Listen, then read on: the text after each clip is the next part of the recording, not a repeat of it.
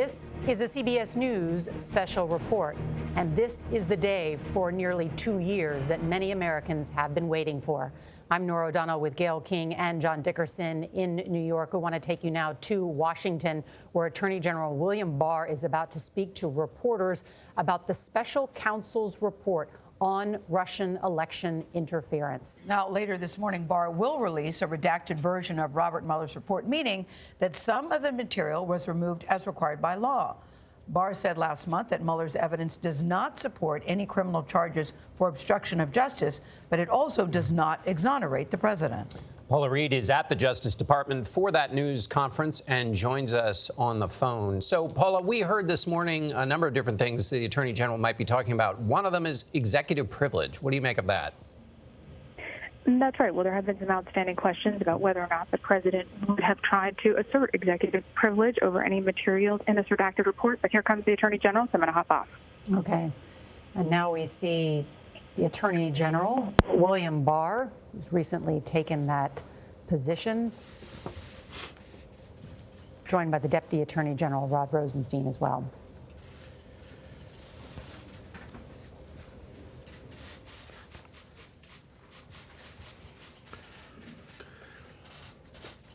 Good morning, everybody, and thanks for being here this morning.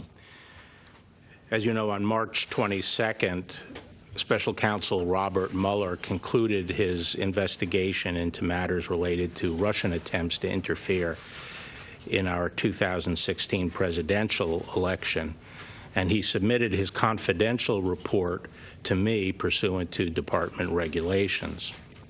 As I said during my Senate confirmation hearing and since, I'm committed to ensuring the greatest degree possible of transparency concerning the special counsel's investigation, consistent with the law. At 11 this morning, I'm going to transmit copies of the public version of the special counsel's report to the chairman and ranking members of the Senate and House Judiciary Committees. The Department of Justice will also make the report available to the American people by posting it on the department's website after it has been delivered to Congress. I'd like to make a few comments today on the report. Before I do that, I want to thank Deputy Attorney General Rod Rosenstein for joining me here today and for his assistance and counsel throughout this process. Rod, as you know, has served at the department for nearly 30 years with dedication and distinction, and it's been a great privilege and pleasure for me to work with him since my confirmation. He had well-deserved plans to step back from public service that were interrupted by my asking him to help in my transition. Rod has been an invaluable partner, and I am grateful that he is willing to help me and has been able to see the special counsel's investigation through to its conclusion. Thanks, Rod. Thank you. Yeah. I'd also like to thank Special Counsel Robert Mueller for his service and the thoroughness of his investigation, particularly his work exposing the nature of Russia's attempts to interfere in our electoral process. As you know, one of the primary purposes of the Special Counsel's investigation was to determine whether President Trump's campaign or any individual associated with it conspired or coordinated with the Russian government to interfere in the 2016 election. Volume 1 of the Special Counsel's report describes the results of that investigation. As you will see, the Special Counsel's report states that his, quote, investigation did not establish that members of the Trump campaign conspired or coordinated with the Russian government in its election interference activities. I am sure that all Americans share my concern about the efforts of the Russian government to interfere in our presidential election. As the Special Counsel report makes clear, the Russian government sought to interfere in our election process. But thanks to the Special Counsel's thorough investigation, we now know that the Russian operatives who perpetrated these schemes did not have the cooperation of President Trump or the Trump campaign, or the knowing assistance of any other American for that matter. That is something that all Americans can and should be grateful to have confirmed. The special counsel report outlines two main efforts by the Russian government to influence the 2016 election. First, the report details efforts by the Internet Research Agency, a Russian company with close ties to the Russian government, to sow social discord among American voters through disinformation and social media operations. Following a thorough investigation of this disinformation campaign, the special counsel brought charges in federal court against several Russian nationals and entities for their respective roles in this scheme. Those charges remain pending, and the individual defendants remain at large. But the special counsel found no evidence that any American, including anyone associated with the Trump campaign, conspired or coordinated with the Russian government or the IRA in this illegal scheme. Indeed, as the report states, quote, the investigation did not identify evidence that any U.S. person knowingly or intentionally coordinated with the IRA's interference operation, unquote. Put another way, the special counsel found no collusion by any Americans in IRA's illegal activities. Second, the report details efforts by the Russian military officials associated with the GRU, the Russian Military Intelligence Organization, to hack into computers and steal documents and emails from individuals associated with the Democratic Party and Hillary Clinton's campaign for the purpose of eventually publicizing these documents. Obtaining such unauthorized Following a thorough investigation of these hacking operations, the special counsel brought charges in court against several Russian military officers for their respective roles in these illegal hacking operations. Those charges are still pending, and the defendants remain at large. But again, the special counsel's report did not find any evidence that members of the Trump campaign or anyone associated with the campaign conspired or coordinated with the Russian government in these hacking operations. In other words, there was no evidence of the Trump campaign collusion with the Russian government's hacking.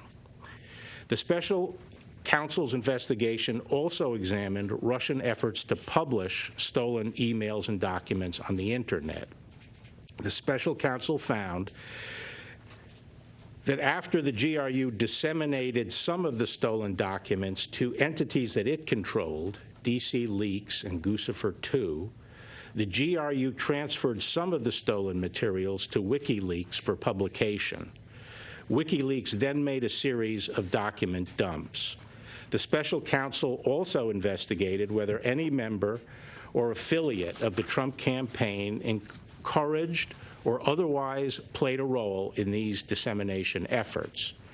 Under applicable law, publication of these types of material would not be criminal unless the publisher also participated in the underlying hacking conspiracy.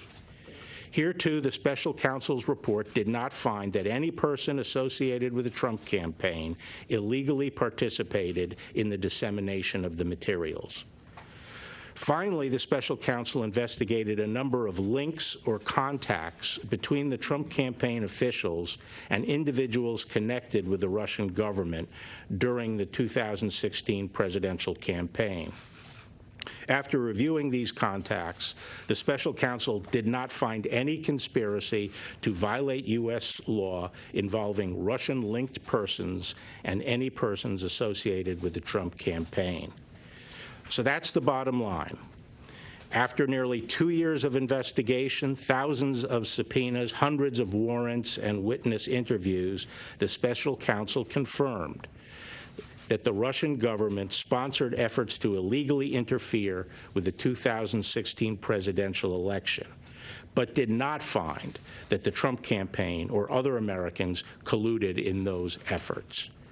After finding no underlying collusion with Russia, the special counsel's report goes on to consider whether certain actions of the president could amount to obstruction of the special counsel's investigation.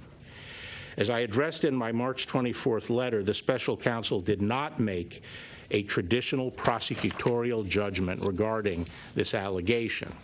Instead, the report recounts 10 episodes involving the president and discusses potential legal theories for connecting those activities to the elements of an obstruction offense.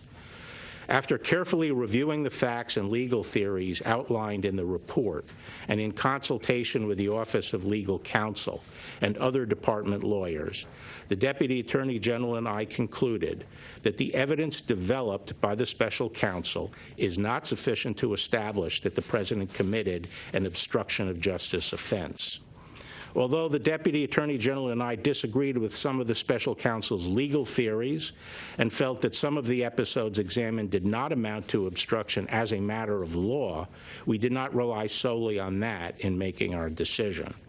Instead, we accepted the special counsel's legal framework for purposes of our analysis and evaluated the evidence as presented by the special counsel in reaching our conclusions. In assessing the president's actions discussed in the report, it is important to bear in mind the context. President Trump faced an unprecedented situation. As he entered into office and sought to perform his responsibilities as president, federal agents and prosecutors were scrutinizing his conduct before and after taking office and the conduct of some of his associates. At the same time, there was relentless speculation in the news media about the president's personal culpability. Yet, as he said from the beginning, there was, in fact, no collusion. And as the special counsel's report acknowledges, there is substantial evidence to show that the president was frustrated and angered by his sincere belief that the investigation was undermining his presidency, propelled by his political opponents, and fueled by illegal leaks. Nonetheless, the White House fully cooperated with the special counsel's investigation, providing unfettered access to campaign and White House documents, directing senior aides to testify freely, and asserting no privilege claims. And at the same time, the president took no act that in fact deprived the special counsel of the documents and witnesses necessary to complete his investigation. Apart from whether the acts were obstructive, this evidence of non-corrupt motives weighs heavily against any allegation that the president had a corrupt intent to obstruct the investigation. Now, before I take questions, I want to address a few aspects of the process for producing the public report that I am releasing today. As I said several times, the report contains limited redactions related to 4 categories of information. To ensure as much transparency as possible, those redactions have been clearly labeled so that the readers can tell which redactions correspond to which categories. Now, as to recall, those categories are 6E material, grand jury material, information that the IC believes would disclose sources and methods, information that would impair the investigation and prosecution of other cases that are underway, and finally, information that implicates the privacy and reputational interests of peripheral third parties. As you will see, most of the redactions were compelled by the need to prevent harm to ongoing matters and to comply with court orders prohibiting the public disclosure of information bearing on ongoing investigations and criminal cases, such as the IRA case and the Roger Stone case. These redactions were applied by Department of Justice attorneys working closely together with attorneys from the special counsel's office, as well as the intelligence community, and prosecutors are handling the ongoing cases. The redactions are their work product. No redactions done by anybody outside this group. There were no redactions done by anybody outside this group. No one outside this group proposed any redactions, and no one outside the department has seen the unredacted report. with the exception of certain sections that were made available to IC, the intelligence community, for their advice on protecting intelligence sources and methods. Consistent with longstanding executive branch practice, the decision whether to assert executive privilege over any portion of the report rested with the President of the United States. Because the White House had voluntarily cooperated with the special counsel, significant portions of the report contained material over which the President could have asserted privilege, and he would have been well within his rights to do so. Following my March 29th letter, the Office of the White House Counsel requested the opportunity to review the redacted version of the report in order to advise the President on the potential invocation of privilege, which is consistent with longstanding practice. Following that review, the President confirmed that in the interest of transparency and full disclosure to the American people, he would not assert privilege over the special counsel's report. Accordingly, the public report I am releasing today contains redactions only for the 4 categories that I previously outlined, and no material has been redacted based on executive privilege. In addition, earlier this week, the President's personal counsel requested and was given the opportunity to read a final version of the redacted report before it was publicly released. That request was consistent with the practice followed under the Ethics in Government Act, which permitted individuals named in a report prepared by an independent counsel the opportunity to read the report before publication. The President's personal lawyers were not permitted to make and did not request any redactions. In addition to making the redacted report public, we are also working with Congress to accommodate their legitimate oversight interests with respect to the special counsel's investigation. We have been consulting with Chairman Graham and Chairman Nadler through this process, and we will continue to do so. Given the limited nature of the redactions, I believe that the publicly released report will allow every American to understand the results of the special counsel's investigation. Nevertheless, in an effort to accommodate congressional requests, we will make available, subject to appropriate safeguards, to a bipartisan group of leaders from several congressional committees, a version of the report with all redactions removed, except those relating to grand jury information. Thus, these members of Congress will be able to see all of the redacted material for themselves, with the limited exception of that which, by law, cannot be shared.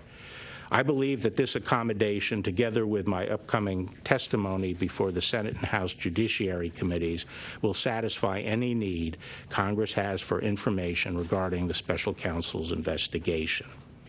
Once again, I'd like to thank you for being here, and I will now have a few questions. Mr. Attorney General, we don't have the report in hand, so could you explain for us the special counsel's articulated reason for not reaching a decision on obstruction of justice, and if it had anything to do with the department's long-standing guidance on not indicting a sitting president? And you say you disagreed with some of his legal theories. What did you disagree with him on? I'd leave it to his description in the report, the special counsel's own articulation of why he did not want to make a determination as to whether or not there was an obstruction offense. But I will say that when we met with him, Deputy Attorney General Rosenstein and I met with him, along with Ed O'Callaghan, who is the principal associate deputy, on March 5th, we specifically asked him about the OLC opinion and whether or not he was taking the position that he would have found a crime but for the existence of the OLC opinion.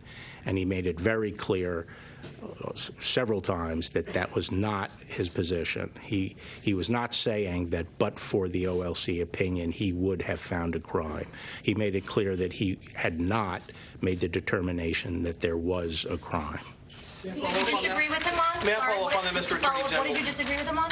Given that, why did you and Mr. Rosenstein feel the need you had to take it to the next step to conclude that there was no crime, especially given that DOJ policy? Well, the very prosecutorial function and all our powers as prosecutors, including the power to convene grand juries and the compulsory process that's involved there, is for one purpose and one purpose only. It's determine yes or no. Was alleged conduct criminal or not criminal? That is our responsibility, and that's why we have the tools we have. And we don't go through this process just to collect information and throw it out to the public. We collect this information, we use that compulsory process for the purpose of making that decision. And because the special counsel did not make that decision, we felt the department had to, and that was a decision by me and the Deputy Attorney General. Yes. Or did the special counsel indicate that he wanted you to make the decision or that it should be left for Congress? And also, how do you respond to criticism you're receiving from congressional Democrats that you're acting more as an attorney for the president rather than as the chief law enforcement officer? Well, Special Counsel Mueller did not indicate that his purpose was to leave the decision to Congress. I hope that was not his view, since we don't convene grand juries and conduct criminal investigations for that purpose. He did not. I didn't talk to him directly about the fact that we were making the decision, but I am told that his reaction to that was that it was my prerogative as Attorney General to make that decision. Attorney General Barr, Catherine Herridge, Fox News. Hi there. Is there anything you can share today about your review of the genesis of the Russia investigation and whether assets have been provided to investigate? No, today I'm really focused just on the process of releasing this report. Attorney General, senior Democrats in Congress have asked for Robert Mueller himself to testify. Robert Mueller remains a Justice Department employee as of this moment. Will you permit him to testify publicly to Congress? I have no objection to Bob Mueller personally testifying. Mr. Attorney General, it's not the Democrats who have questioned some of the process here. A Republican-appointed judge on Tuesday said you have, quote, created an environment that has caused a significant part of the American public to be concerned about these redactions. You cleared the president on obstruction. The president is fundraising off of your comments about spying. And here you have remarks that are quite generous to the president, including acknowledging his feelings and his emotions. So what do you say to people on both sides of the aisle who are concerned that you are trying to protect the president? Well, actually, the statements about his sincere beliefs are recognized in the report, that there was substantial evidence for that. So I'm not sure what your basis is for saying that I am being generous to the president. You face an unprecedented situation. It just seems like there's a lot of effort to go out of your way to acknowledge how this. Well, is there another precedent for it? No, but it's unusual. Okay, so unprecedented is an accurate description, isn't it? Yes, but okay. What do you say to people who are concerned that you are trying to protect the president? Eric? There's a lot of public interest in the absence of the special counsel and members of his team. Was he invited to join you up on the podium? Why is he not here? This is his report, obviously, that you're talking about today. No, it's not. It's a report he did for me as the Attorney General. He is required under the regulation to provide me with a confidential report. I'm here to discuss my response to that report and my decision, entirely discretionary, to make it public, since these reports are not supposed to be made public. That's what I'm here to discuss. Impropriety for you to come out and sort of what appears to be sort of spinning the report before the public gets a chance to read it? Okay, thank you very much. Thank you.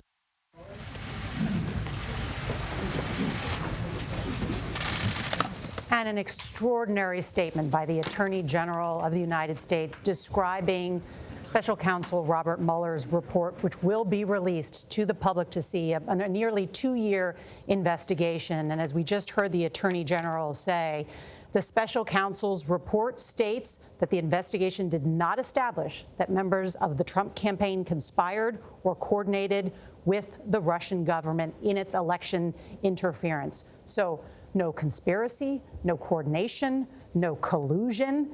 Also, no obstruction. He also said that several times. It wasn't just one-time statement. He said made that point several times. Yes, he also said, too, that the White House counsel and the president's personal lawyers had an opportunity to view the report. They decided not to request any redactions, nor did the president, the White House counsel, seek executive privilege to block any of it, that they wanted essentially there to be transparent. Jonathan Turley, a constitutional law professor, is with us. What did you make of this first read of this report, even though reporters and Congress have not yet been able to see the report?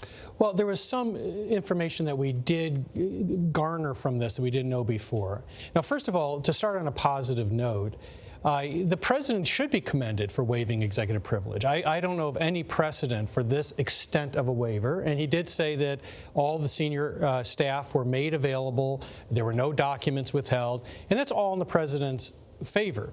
But we're going to likely see a lot of quite negative things come out of this that is not so favorable to the president. But what was interesting about what Barr said was a couple of things.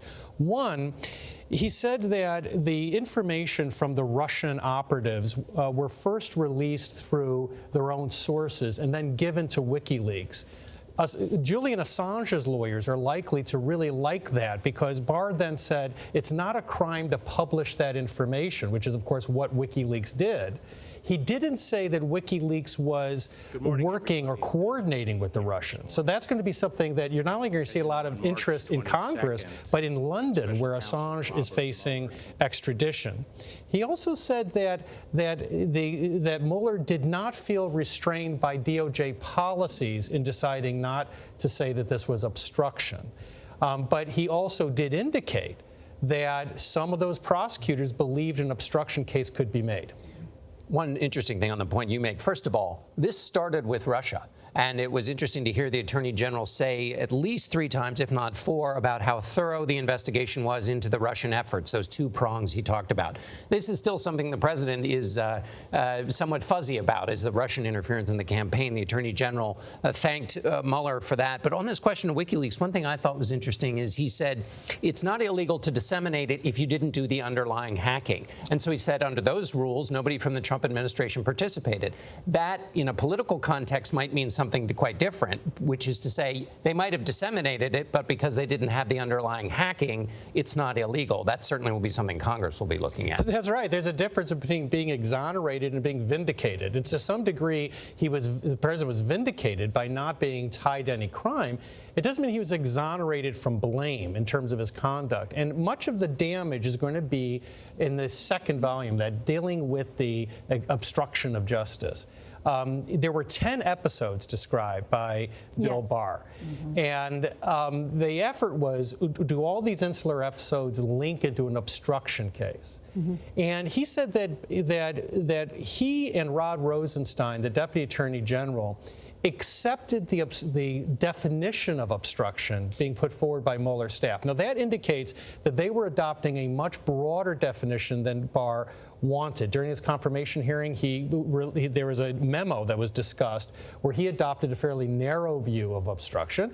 And so it's clear that the prosecutors, I think, did not follow his logic there. But then he then said, you know what, we didn't really go there. What we asked was, assuming that obstruction theory is valid, is this a case that could be prosecuted? And both of them decided it was not. Were you surprised to hear him say that he would have no problem with Robert Mueller testifying before Congress? Yeah, I thought that was very interesting. I mean, that goes to the sort of unprecedented level. I mean, they are being transparent in the extent to which they've made people available. So he will testify. I mean, you could almost hear the phones getting picked up in Congress. Let's go now to Weijia Zhang, who is reporting from the White House, where we may hear from the president later today. And Weijia, we heard President Trump hundreds of times call this a witch hunt. And it appears, based on the Attorney General, that this investigation has largely exonerated members of the Trump campaign.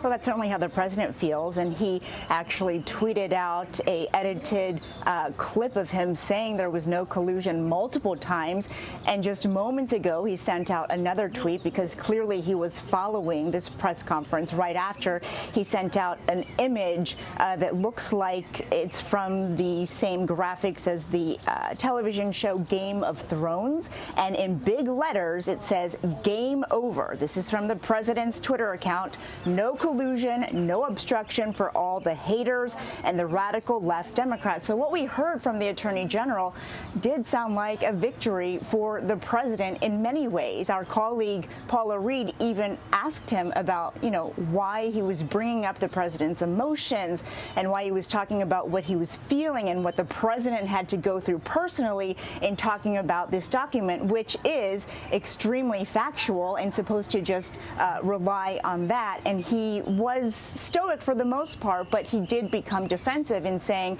I am just reporting the facts, and this was unprecedented, and the president went through a lot. So, even before today, we anticipated another victory lap.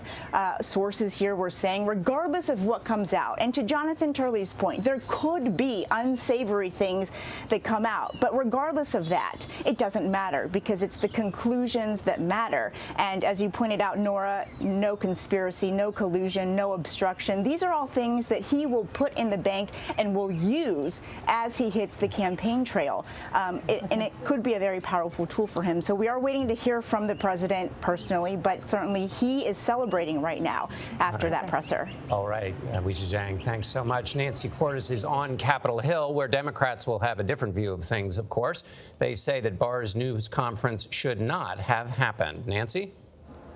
Not only do they say that it shouldn't have happened, but there is certain to be some anger here on Capitol Hill among Democrats, John, now that they have confirmation that the Attorney General did, in fact, share the findings of this report with the White House Office of Legal Counsel before anyone here on Capitol Hill was able to get a look at it. Now, Barr said that was completely according to statute and precedent, that the Office of Legal Counsel needed to review the report so that they could make a determination about whether the president was going to exert executive privilege over any of it.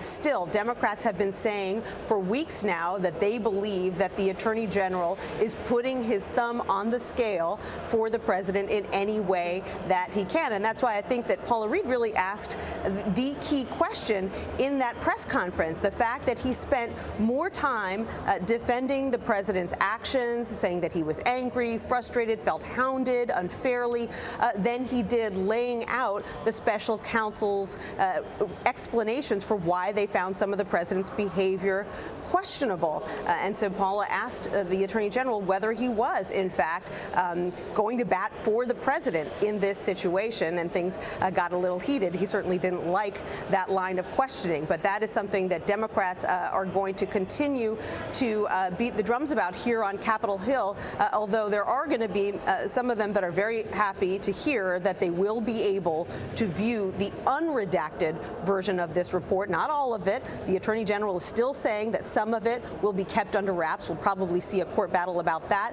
But the unredacted report, for the most part, is going to be made available to Democrats and Republicans on key committees here on Capitol Hill. All right, Nancy, thank you. You just heard Nancy say, Jonathan, that Democrats are angry that they shared information with the White House Office of Legal Counsel. Do they have a legitimate gripe there? Quite frankly, no. It is a tradition in the Department of Justice to show reports that deal with individuals of this kind, not just as a courtesy to opposing counsel, but also as a sort of due process protection for the people named.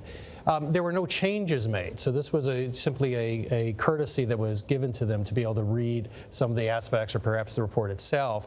What was interesting to me is when he went through the 4 categories of redaction, he said that the great majority, or certainly the largest number, was related to ongoing cases. It was not related to that 4th category that frankly concerned a lot of us, because it was a little squishy when he said we're going to try to protect the reputations of individuals, which the Department of Justice does do. But he said that most of them are actually on the ongoing investigative side. I want to bring in something we have just learned, which is now that Jerry Nadler, who is the chairman of the House Committee on the Judiciary, has now formally requested that the Honorable Robert Mueller, the special counsel, come and testify before Congress no later than May 23rd, 2019, which the Attorney General was asked, would he object to this? And he said no, so we will hear from the special counsel. Well, Jonathan did just say I can hear the phones being picked up even as we speak. You're right. Let me ask you to clarify, because there was a moment in the press conference where a reporter asked the Attorney General, why isn't Mueller here since it's his report? And the Attorney General responded, no, it's not. It's a report he did for me as the Attorney General. And I think this has been I want you to clarify this.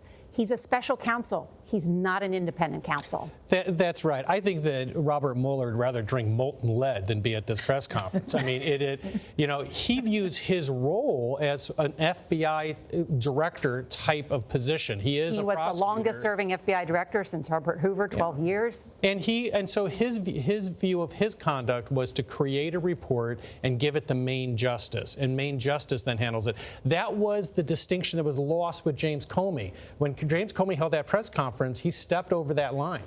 Let me ask you this, Jonathan. Earlier today, you gave us 3 categories of standards of the way to look at this information. We've talked about what's indictable. We've had that part of the conversation. 2 other categories you used were impeachable and contemptible. Those 2 categories are still out there as a way to think about this report. Is that a fair way to look at it? It is. But the thing that to keep in mind on the second category is that if you're going to impeach a president, you really need a sucking chest wound of an issue. I mean, I was the lead counsel in the last impeachment trial. My opposing counsel was Schiff, and Adam Schiff, who was actually disturbingly good in that role. But just to give you an idea, that case, which was considered a straightforward case, took 17 months before we finished that Senate trial from the House to the Senate. So the Democrats are running out of runway if they want to take off any type of impeachment case. That schedule alone would put them right at the 2020 election. Right. Well, Nancy Pelosi has made it clear she doesn't really even want to entertain a conversation about impeachment. One of the main concerns they had about him having this press conference, Bill Barr, is that he would lay the foundation that would be very favorable to the President of the United States before anybody had a chance to look at this report. It's interesting that he did not answer the question when he was asked by Paula Reed, are you the Attorney General for the United States or are you the Attorney General? The criticism is that you are working as the Attorney General for Donald Trump. He did not answer that question. Well, I must admit, I was grinning a little bit because I know Bill Barr well, and that's when you started to hear a little bit of irritation in his voice. And the reason is that Bill Barr really is cut from DOJ cloth. And that you could not ask anything more insulting to Bill Barr than that question. Now, he should not have gotten a little testy there. But Bill Barr is, as you see him, he's a very straightforward person. He doesn't really spin. He'll tell you straight up. It was very interesting. He also referred to Congress's legitimate oversight interests, which in the coming push and pull was a kind of olive branch, if you will, from the Attorney General, saying you have legitimate reasons to be asking for these things. Obviously, the president says those questions are not legitimate. As is giving them the report. The only thing redacted from the congressional report will be grand jury information. And Bill Barr is absolutely correct. He can't give that information to Congress. I know people have said otherwise. We just had a ruling a week ago that made it difficult even for a federal judge to release Rule 60 information. Discretion. All right. Ed O'Keefe is in Washington. He's also following these latest developments on the Mueller report. Ed, what's your observation today? Gail, good to see you guys. And I want to pick up on what John was talking about earlier, this idea of the 10 episodes that the Attorney General discussed, and how they're going to be picked apart in a political context as opposed to a legal context. Because remember, there are multiple congressional investigations still underway, especially the Judiciary Committee's focus on the potential for obstruction of justice. And so while the Attorney General and his team may have decided that there's no legal danger for the president, politically, it's probably going to become the central focus. And he gave us there quite a tease. We don't expect to see the full report until later today, but the idea that there may be 10 episodes involving the president where obstruction of justice might have been a potential concern is going to be enough for Washington to continue to pick this over. We should remind people, too, part of the reason we're so concerned about all of this, a majority of Americans, including Democrats and Republicans, want to see this report. But a majority of Americans also want Washington to move on. Majority of Republicans and independents, 2/3 of Democrats say the Democratic Party, as it controls the House, should continue digging. But it looks as if that won't happen until at least after May 23rd, when Robert Mueller now is asked to testify. And we should remind folks as well, the Attorney General himself will face questions, even stronger ones than he got from our colleagues there at the Justice Department this morning in early May, when he's going to testify before 2 committees to discuss the findings of this report. So a lot more to come as the day progresses, but certainly the push here to release it fulfills the wishes of Americans who want to see this report and be able to pick it apart for themselves. Well, we keep hearing this report is 400 pages, Jonathan. What would you look at first? What would your advice be to people who said, yeah, I can't wait to read it? Where would you send them? Quite frankly, I think most people are going to skip the collusion part and go straight to obstruction. First of all, that's going to have the least amount of redactions because the obstruction investigation largely gathered its information from senior White House staff. Its footprint was not in the grand jury. On collusion, all that stuff was globally a global reach in terms of banks and other sources. They had to pull them through the grand jury. So it's obstruction where you're going to see these 10 episodes. And we have to look for linkages and also key players.